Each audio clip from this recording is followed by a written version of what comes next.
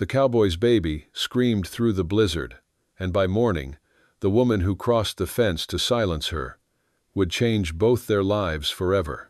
The storm rolled over the Wyoming plains like a living beast, swallowing sound and mercy alike. Inside a half-built cabin, Ethan Cole knelt beside a cradle that would not stop shaking. His newborn daughter howled until her tiny chest rattled, her lips pale, her fists trembling. He'd buried his wife 4 nights ago, and now the dark whispered that he might lose the child too. The fire had died hours earlier, but he was too afraid to move, too afraid that one mistake, one breath too late, would take her from him. Across the fence, Hannah Lark sat awake, her window frosted over, heart pounding to a rhythm she thought long buried. She had once lost a child in the very same winter, and with him, her will to listen to another's cry. But grief doesn't rest when another heart breaks nearby. The sound tore through her chest like a summons, dragging her toward a pain she had sworn never to touch again. Before the sun rose, she would step barefoot into the storm carrying a single lamp and a memory of love she thought dead. And when she crossed that fence, she would not just save a crying child, she would bring a man back to life. Dawn never came easy that winter. The sun, when it bothered to rise, was a weak smear of gold over an endless gray. The wind carried no warmth, only the hiss of snow scraping across dead grass and wooden fences.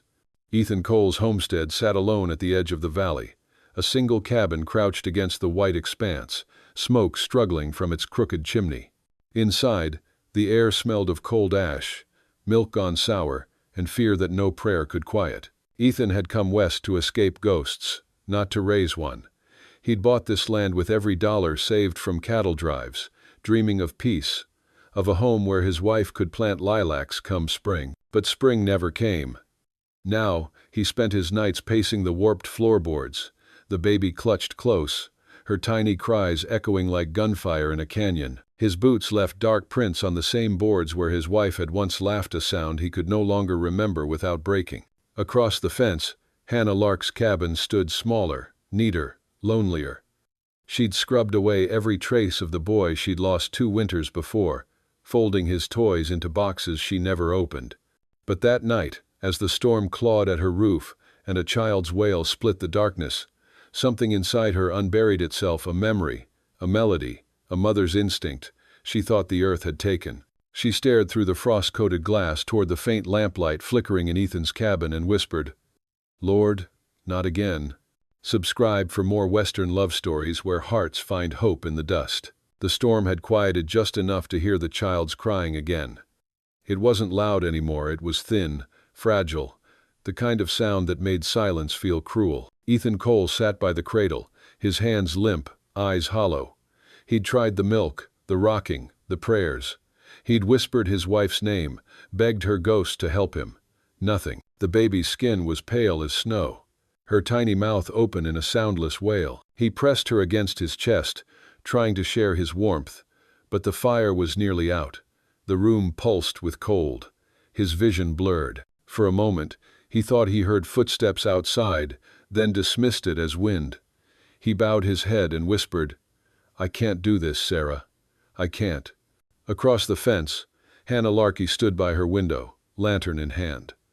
The light from his cabin flickered weakly, like a heartbeat fading.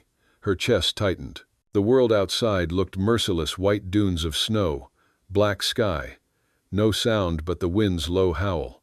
She clutched her old wool shawl, the one that had once wrapped her son, and felt it tremble in her grip. Then came the silence. The crying had stopped. Something inside her broke. She didn't think, didn't pray. She just moved. Boots half-laced, lantern raised, she stepped into the storm.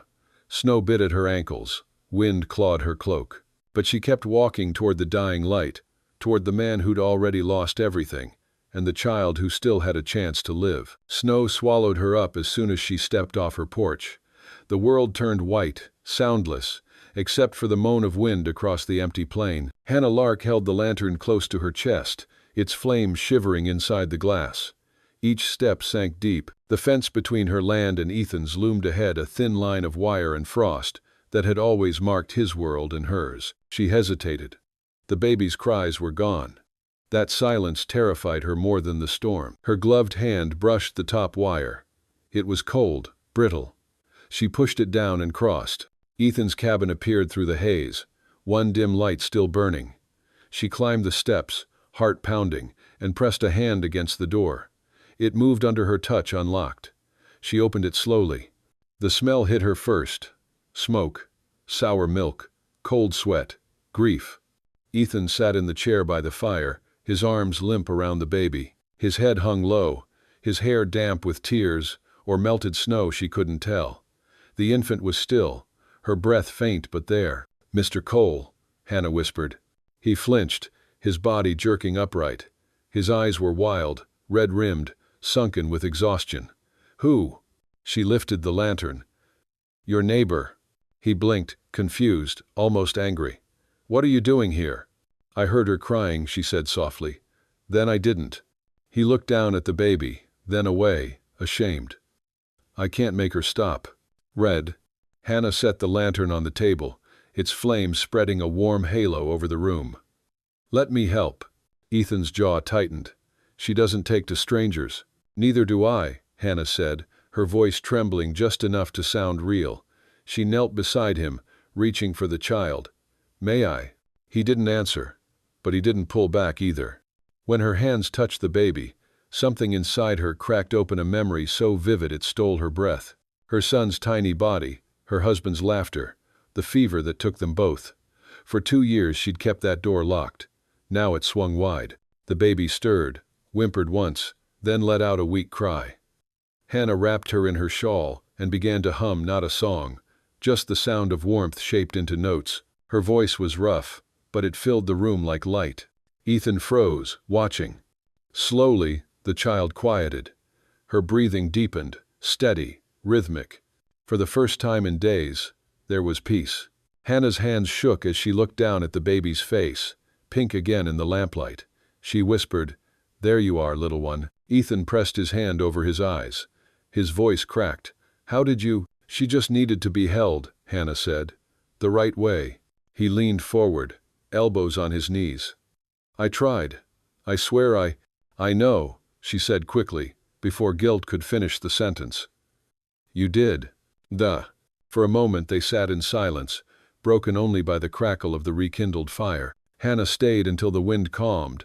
She would have left quietly, but when she rose, Ethan stopped her. "Please, stay," he said. "Just a little longer." She hesitated, not out of propriety, but fear of what might happen if she stayed too long. She nodded anyway. He made coffee, thick and bitter, poured it into a chipped mug. They sat opposite each other, the baby asleep between them in a cradle patched with quilts. "She looks like her mother," Hannah said softly. Ethan nodded, staring at the flames. Her name was Sarah. The name hung between them like a prayer. Hannah looked at the man across from her, the hard lines of his face softened by loss, his hands trembling though he tried to hide it. He wasn't much older than her, maybe 30, the kind of man who'd built everything with his own hands, only to watch the world take it away. And she saw herself reflected there, different wounds, same emptiness. She rose near dawn. "You'll need to feed her again soon," she said. "Warm the milk by setting the bottle in a bowl of water, not over flame." He nodded. "You sound like you've done this before." "I have," she said simply. "Once." When she stepped outside, the snow had stopped. The sky blushed with faint light. Behind her, Ethan whispered a thank you she pretended not to hear. That morning, she thought it would end there, a single act of mercy. But by nightfall, she heard the crying again. Not desperate this time, just lonely. And so she went back. Then again the next night. And again. Soon the fence no longer felt like a border. It felt like a thread. Days became weeks. The baby began to smile, first at Hannah, then at Ethan.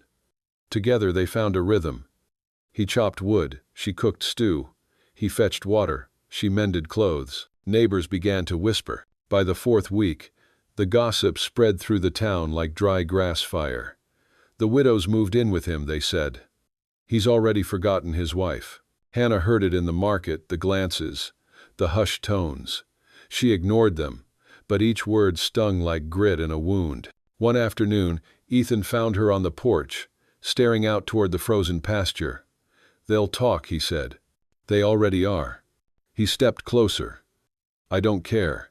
She smiled faintly. You will. Fand. He hesitated, then reached for her hand, stopped himself halfway.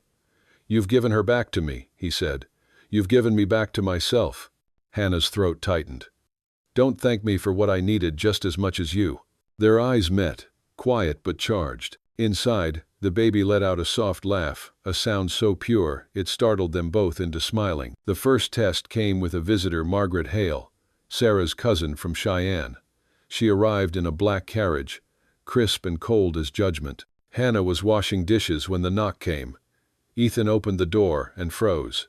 Margaret's eyes swept the cabin, the baby in her cradle, the quilt draped over the chair, Hannah standing barefoot near the stove. So it's true, she said sharply. You've replaced Sarah already. Ethan's voice was low. No one replaces her. Then why is that woman living here? She's not, he said. She helps. Margaret's lips curled. That's not what the town says. Hannah's hands stilled in the water. The old fear returned of being unwanted, uninvited. She dried her hands, turned to face the woman. Believe what you like, she said quietly. Margaret stepped closer, voice rising. You think this is decent? To take advantage of a grieving man? Ethan's patience snapped. Enough. But Margaret wasn't done. If Sarah could see this, she'd thank her, he said sharply. Because I couldn't have done this alone. Margaret's face twisted, words failing her. She left, the sound of her boots crunching the frost fading into the distance. When she was gone, Hannah turned toward the door. Maybe she's right, she whispered. Maybe I've stayed too long. Ethan looked at her, eyes full of things he hadn't dared to say. Stay anyway. But she didn't. That night, her cabin was silent again. She tried to sleep but couldn't. The sound she missed most wasn't the baby's cry, it was the small laugh that came after. 2 nights later, a storm returned, harder, colder. Ethan tried to calm the baby, but she screamed until her tiny body shook. He paced, desperate. Then, through the roar of the wind, he heard a knock. When he opened the door, Hannah stood there, soaked to the bone, eyes bright with fear and something fiercer. She needs you, he said, and then corrected himself, voice breaking. We need you. She stepped inside without a word, took the child, and held her close. The baby quieted almost instantly. Ethan exhaled, sinking to his knees. How do you do that? She smiled through tears. I don't. She does. She remembers. And then, for the first time since his wife's death, he laughed quiet, disbelieving. Outside, the storm howled. Inside, the 3 of them huddled near the fire, a man, a woman, and a child who didn't know she'd just saved them both. When dawn came, the plains were buried under a clean white silence. Ethan stirred the fire and looked at Hannah still cradling the baby, her hair tangled, her cheeks pink from warmth. He whispered, almost afraid to break the spell, You keep the house warmer just by being here. Hannah looked up, eyes shining, and for once, she didn't look away. The baby's hand reached out between them, fingers brushing both their wrists, a small bridge across a broken world. Subscribe for more Western love stories where hearts find hope in the dust. The thaw came early that year. By March, the drifts began to melt, carving thin silver rivers across the pasture. The world was soft again, too soft for the kind of judgment that was about to come. For weeks, whispers had grown into talk, and talk into something meaner. At the general store, men leaned on counters, shaking their heads. At the church, women exchanged glances over hymn books. They all said the same thing. A widow and a widower. Living close as that it ain't proper. Hannah heard every word without hearing a single one spoken to her face. The silence was worse than the gossip. It followed her into town like a shadow, made her hands clumsy when she counted coins, made her heart race whenever she saw someone watching. Ethan pretended not to notice, but he did. He noticed how she stopped humming when he walked in. How she started wearing gloves again, even in mild weather. How the laughter they'd built between them began to fade, replaced by an invisible distance neither could name without breaking it. One evening, while the baby slept, Ethan found her standing by the fence, the same fence she'd once crossed barefoot in a snowstorm. The wind tugged at her hair. They think we've sinned, she said quietly, not turning. Then let them think it. She looked over her shoulder. You know that's not how towns work. I don't give a damn how towns work, he said. I care about this. He gestured helplessly, toward the cabin, toward her. About what's real. Hannah's eyes glistened, but her voice was steady. What's real doesn't always survive the telling. He reached for her hand. She let him for a moment. Then she pulled away. I can't be the reason they take your child, she whispered. Ethan froze. What do you mean? Her gaze dropped to the snow-soft ground. Margaret came again, to town. She spoke to the magistrate. His heart lurched. She wouldn't. She said you were unfit. That the baby needs family, not scandal. He stepped closer, anger flaring in his chest. That woman's never loved anyone in her life. She doesn't have to, Hannah said. She has the law. The next morning, the sheriff rode up the hill with 2 men and a folded paper in his coat. His face was apologetic. Just a visit, Ethan, he said. But the town's talking. They want to be sure the baby's safe. Go. Ethan handed the child to Hannah, his hands trembling. She's safer here than anywhere, he said. But the sheriff's eyes lingered too long. Still, folks might take it wrong. You know how it looks. Ethan's voice turned cold. How it looks doesn't change what's true. That evening the men left. But the message was clear. The fence they'd torn down in their hearts had been rebuilt around them by everyone else. For 3 days, Hannah didn't come. The cabin felt smaller without her, emptier than before she'd ever entered. The baby cried again, not with the same agony as before, but with confusion, as if sensing absence. On the 4th morning, Ethan couldn't bear it. He crossed the fence this time. He found her splitting wood behind her cabin, sleeves rolled to her elbows, face flushed from the cold. Her swing faltered when she saw him. You shouldn't be here, she said. He ignored that. I need you to look at me. She did. Slowly. I won't lose her, he said. Not to them. Not to Margaret. Not to anyone. But I can't do it without you. Her lip trembled. You don't know what you're asking. I do. He stepped closer, lowering his voice. I'm asking you to stay, not as a neighbor, not as a secret, as my wife. The axe slipped from her hand, landing in the snow with a dull thud. Her breath caught. Ethan. He took her hands. I don't have a ring. I don't have a preacher. I don't even have the right words. But I have this. A life that's been half dead since the day she crossed that fence. And I'm done living half a life. Tears spilled down her cheeks, unbidden. They'll never stop talking. Then let them talk, he said. Let them choke on it. We'll be too busy living. But she still hesitated. You don't understand. I can't stand by another grave. He froze and finally saw what lay beneath her silence. Not pride. Not fear. Grief. She pulled her hands free. I loved once. I buried both of them within a week. I don't know how to survive loving again. Ethan stepped back, his throat tight. Then let me do the surviving this time. For a heartbeat, neither moved. Then the baby cried from across the fence, sharp, insistent, alive. Hannah's eyes darted toward the sound, and that was all it took. She ran. They reached the cabin together, laughter and tears tangled with the baby's cries. Ethan scooped the child up, pressing his forehead to hers. She's got timing, he murmured. Hannah smiled, the first real smile in weeks. She always did. Spring came with muddy roads and the scent of thawed earth. Word spread that Ethan Cole and Hannah Lark had wed quietly in town. No lace, no guests, just a signature and a promise. Some said it was shame that drove them to it. Others said love.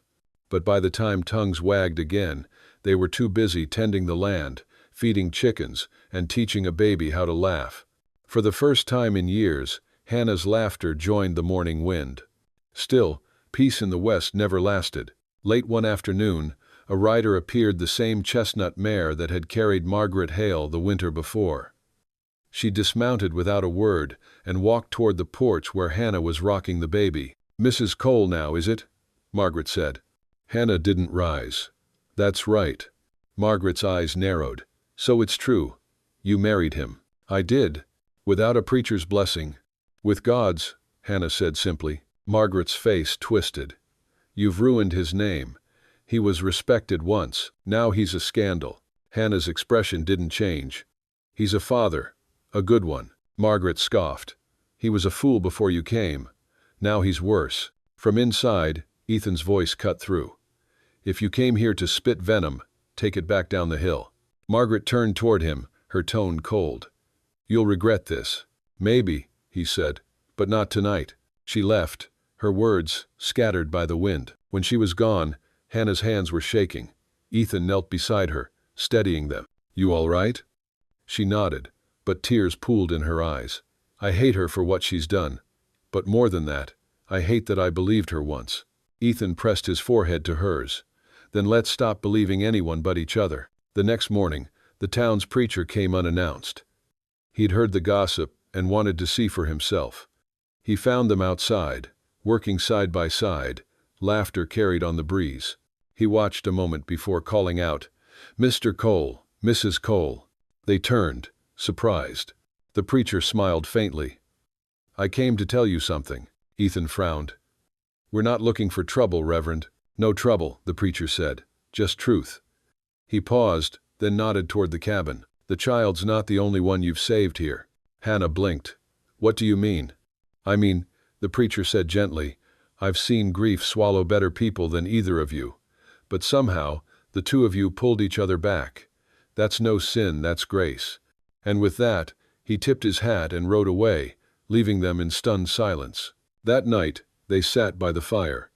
The baby slept between them, breathing soft and even. Hannah traced the rim of her cup, voice low. You think we'll ever be left alone? Ethan smiled faintly. Maybe. When they find something else to talk about. She looked up. And if they don't? He leaned closer, the firelight flickering across his face. Then let the world keep its noise. We've got our own silence. Liff.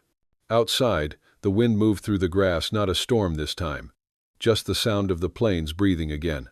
For the first time, they didn't flinch. They just listened.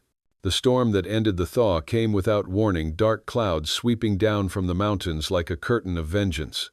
The wind howled across the plains, bending fences, tearing shutters from cabins. By nightfall, it was the worst blizzard in a decade. Ethan had been mending the barn door when the first thunder cracked. Hannah ran outside, baby in her arms, hair whipping in the wind.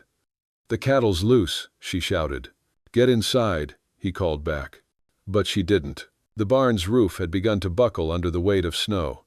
Ethan dropped his tools and ran through the white chaos, shouting her name. Lightning split the sky, showing him her figure small, stubborn, rushing to pull a trapped colt from the fence. Leave it, Hannah. Hildy if I don't. The wind swallowed her words, but he understood.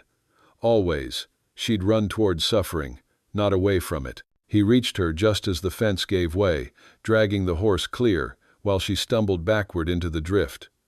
The world went white, a sudden silence, like the whole prairie holding its breath. He pulled her to her feet. Enough, you've done your part. Get inside. They made it back to the cabin half frozen, soaked to the bone. Ethan slammed the door behind them and fell to his knees, catching his breath. Hannah cradled the baby by the fire, her hands shaking. You're bleeding, she whispered. He looked down a gash across his forearm, bright red against the gray light. Just a scratch. Hannah tore a strip from her shawl and wrapped it tight. That's no scratch. Ethan winced. You shouldn't have followed me out. She met his eyes, fierce despite the tears. And leave you to die alone. Never again. Something in the way she said it, not the words. But the conviction made him still. He pressed his forehead against hers. You keep saving me, Hannah Lark. She smiled faintly. No, you just keep giving me a reason to. Outside, the storm screamed. Inside, the baby stirred, then quieted as Hannah began to hum. It was the same melody she'd sung that first night, but now it was fuller, steadier. No longer a lament, but a promise. Ethan listened, his eyes softening. I used to think love was what you said at the altar, he murmured. But maybe it's just this staying when everything else tells you to go. Then, Hannah looked down at the child sleeping in her arms. Then we've already made our vows. By morning, the storm had passed. The world outside lay buried in white, but the air was clear, sharp, alive. The fire had burned low, casting long gold across the cabin walls. Ethan stepped outside to check the damage. The barn still stood. The fences had fallen. When he returned, Hannah was at the window, the baby perched on her hip, watching the sunrise. Her hair caught the light, a halo of amber in the dawn. "She's smiling," Hannah whispered, brushing the baby's cheek. Ethan nodded. "She knows it's over." Hannah turned, her eyes glistening. Not just the storm. He crossed the room slowly, stopped before her, and touched her chin. "Then let's start over." There were no speeches, no music, just the soft sound of the child between them and the steady breath of two people who had finally run out of reasons to be afraid. Ethan took the baby in his arms, and for the first time she didn't cry. She reached up, tugging his collar, giggling as he smiled. Hannah watched, warmth flooding through her like sunlight after frost. He looked at her, that quiet, weathered gaze that carried both loss and love, and said, "You've made this place something I never thought I'd see again." "What's that?" she asked. "Home." She exhaled a laugh, soft and tearful. "Then let's keep it that way." Outside, the wind shifted, scattering the last traces of snow from the fence line, the same fence that once divided their grief. Now it was just earth, thawing beneath the light. Ethan lifted the baby high, her laughter ringing through the morning. Hannah stepped beside him, their shoulders brushing, both gazing out over the white plains that had once been empty and cruel. Now, it was where everything had begun. Ethan glanced sideways. "You remember that first night?" She smiled. "I remember thinking you looked like a man trying to fight God himself." He chuckled, low and rough. "And you looked like an angel too stubborn to stay in heaven." Hannah looked down, shy. "You think heaven's this cold?" He reached for her hand. "Doesn't matter. You're here." The baby cooed between them, tiny fingers closing around both their hands, sealing something wordless and eternal. And for the first time in a long time, the West felt kind. Spring crept back to Wyoming the way forgiveness comes to a wounded heart, slow, cautious, but certain. The snow melted into small rivers that threaded through the grass, and the air smelled of pine, smoke, and something new. Bread baking, laughter, life returning. By April the fences were rebuilt, the barn patched, and a small hand-carved sign hung above the cabin door, "The Second Chance Ranch." Ethan carved it himself, every letter steady, careful, as if spelling out the life he refused to lose again. Hannah planted wildflowers by the fence, bright yellows and whites, where once there had been only ice. The baby toddled through the mud, chasing shadows and sunlight, her giggles rolling across the field like wind bells. Ethan followed close behind, his hand never far from hers. In town, tongues still wagged, but softer now. Some said the coal woman had tamed him. Others said she'd bewitched him. Most, quietly, admitted they'd never seen the man smile like that before. Sometimes, at dusk, Hannah would sit on the porch with the child asleep in her lap and the sound of Ethan chopping wood nearby. The sky would turn gold, then copper, then violet. She'd close her eyes and listen not to storms or whispers or ghosts, but to peace. One evening, a rider approached from the ridge. It was the preacher again, the same one who'd defended them when the town turned cruel. He dismounted, nodded toward the child, and smiled. "She's grown strong," he said. Hannah nodded. "She saved us all." The preacher tilted his hat. "Funny thing about faith," he said. "It doesn't always come from the heavens. Sometimes it crawls across the snow in a borrowed shawl." When he rode off, the plains glowed under the setting sun, endless, golden, forgiving. Ethan came to stand beside her, wiping his hands on his coat. "You thinking about the storm again?" She shook her head. "No, about the fence." He smiled. "What about it? It used to keep us apart." He looked out at the open field where the old fence once stood, now a garden of wildflowers swaying in the wind. "Then I guess we built the right kind of bridge." Hannah leaned her head against his shoulder, her voice soft as dusk. "And maybe the right kind of home." Now, the baby stirred, sighing in her sleep, and the three of them stood there as the last light of day stretched long over the plains, not a family born of perfection, but of mercy. And in the hush that followed, as night rose gentle and sure, the West finally went quiet, not in grief this time, but in peace. Subscribe for more Western love stories where hearts find hope in the dust.